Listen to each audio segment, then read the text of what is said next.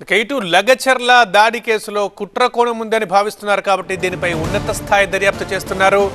కీలక ఆధారాలు సేకరించే పనిలో ఉన్నారు పోలీసు ఉన్నతాధికారులు. ఈ మేరకు పరిగి పోలీస్ స్టేషన్కి వెళ్లారు అడిషనల్ డీజీ మహేష్ భగవత్, అలాగే ఐజీ సత్యనారాయణలు. పట్నం నరేందర్ రెడ్డి ఫోన్ ని ఓపెన్ చేయనున్నారు పోలీసులు.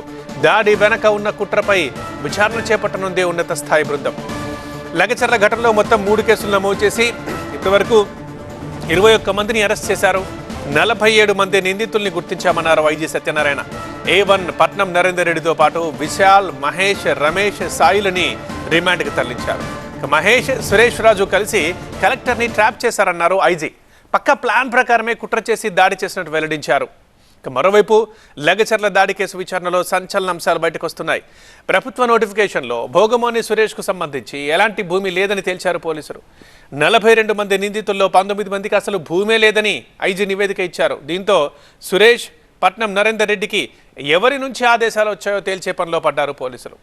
ప్రభుత్వాన్ని అస్థిరపరిచే కుట్రలో భాగంగా కేటీఆర్తో పాటు ఇతరుల ఆదేశాలున్నట్లు రిమాండ్ రిపోర్ట్లో పేర్కొన్నారు పోలీసులు. ఇక నరేందర్ రెడ్డి ఫోన్ని ఓపెన్ చేయబోతున్నారు పోలీసులు.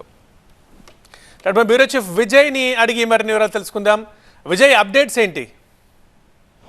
లగచర్ల అటాక్, వికారాబాద్ కలెక్టర్ పైన జరిగిన అటాక్ కేసులో భాగంగా రాష్ట్ర ప్రభుత్వం ఈ కేసును చాలా సీరియస్గా తీసుకుంది. దాంట్లో భాగంగానే రాష్ట్ర పోలీసు ఉన్నతాధికారులంతా కూడా ప్రస్తుతం పరిగి పోలీస్ స్టేషన్లో ఇన్వెస్టిగేషన్ కొనసాగిస్తున్నారు. రాష్ట్ర additional DG law and order Mahesh భగవత్తో పాటుగా ఐజీ సత్యనారాయణ స్వయంగా ఈ కేసుని మానిటరింగ్ చేస్తున్నారు. ప్రస్తుతం మహేష్ భగవత్ పరిగి పోలీస్ స్టేషన్లో ఉన్నారు. ఆయన ఈ కేసుకు సంబంధించి దీని వెనకాల ఒక కుట్ర ఉంది, ఈ కుట్ర చేసిన వ్యక్తులు ఎవరనేది ప్రస్తుతం తేల్చే పనిలో పోలీస్ శాఖ ఉంది. ఎందుకంటే ఈ కలెక్టర్కి సంబంధించినటువంటి అటాక్ కేసులో రిమాండ్ రిపోర్ట్లో చాలా అంశాలు మెన్షన్ చేశారు. పట్నం నరేందర్ రెడ్డి, కొడంగల్ మాజీ ఎమ్మెల్యే, ఆయన సెల్ ఫోన్ని మెజిస్ట్రేట్ సాయంతో కాసేపట్లో ఓపెన్ చేయన్నారు. ఓపెన్ చేసిన తర్వాత ఆయనకు ఎక్కడి నుంచి ఇన్స్ట్రక్షన్స్ వచ్చాయి, రాష్ట్ర ప్రభుత్వానికి సంబంధించినటువంటి ఏవైతే ఈ రాష్ట్ర ప్రభుత్వాన్ని అస్థిరపరిచేందుకు కుట్ర చేశారన్న అలిగేషన్స్ రిమాండ్ రిపోర్ట్లో పెట్టారు. కాబట్టి వాటికి సంబంధించి ఎవరితో నరేందర్ రెడ్డి మాట్లాడి డీటెయిల్స్ అన్ని కూడా ప్రస్తుతం పోలీసులు అంతా కూడా రిట్రైవ్ చేసే ప్రయత్నం చేస్తున్నారు. ఇప్పటికే Patnam Narender Reddy cell phone seize చేసిన నేపథ్యంలో ఆయనకు ఎక్కడి నుంచి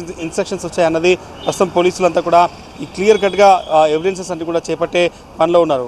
దాంతోపాటుగా ఈ కేసులో ఇప్పటివరకు దొరకని సురేష్ కోసం కూడా పోలీసులు ఇంకా వేట కొనసాగిస్తున్నారు. సురేష్ దొరికితేనే ఈ కేసులో మరింత సమాచారం తెలిసింది. ఎందుకంటే ఇప్పటికే కలెక్టర్ ఇచ్చిన నివేదిక కావచ్చు, ఐజీ సత్యనారాయణ ఇచ్చిన నివేదికలో అసలు దాడిలో కేసులో ఉన్నటువంటి 45 మందిలో దాదాపు 19 మందికి ప్రభుత్వం ఏదైతే ల్యాండ్ తీసుకోవాలని చూసిందో అక్కడెక్కడ కూడా వాళ్ళకు భూములు లేవు.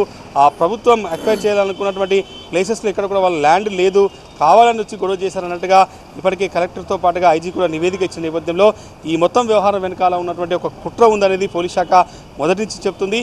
దీని వెనకాల ఉన్నటువంటి అది రాజకీయంగా ఏ రకంగా ప్లాన్ చేశారు, దీని వెనకాల ఉన్నటువంటి వ్యక్తులు ఎవరు, ఈ డీటెయిల్స్ అన్ని కూడా తెలుసుకోవడం కోసమే ఈరోజు అత్యున్నత స్థాయి ఉన్నతాధికారుల ఇన్వెస్టిగేషన్తో కొనసాగుతుంది. ప్రస్తుతం మహేష్ భగవత్తో పాటుగా ఐజీ సత్యనారాయణ ఇద్దరు కూడా పరిగి స్టేషన్లోనే ఉండి ఈ కేసుని పర్సనల్గా మానిటరింగ్ చేసినటువంటి పరిస్థితి కనిపిస్తుంది. ఈ కేసులో ఇంకా మరికొంతమంది వ్యక్తుల పేర్లను కూడా ఎఫ్ఐఆర్లో చేర్చి ఈ కేసులో కొంత కీలక పరిణామాలు 2-3 రోజుల్లో జరిగే అవకాశం అయితే కనిపిస్తుంది.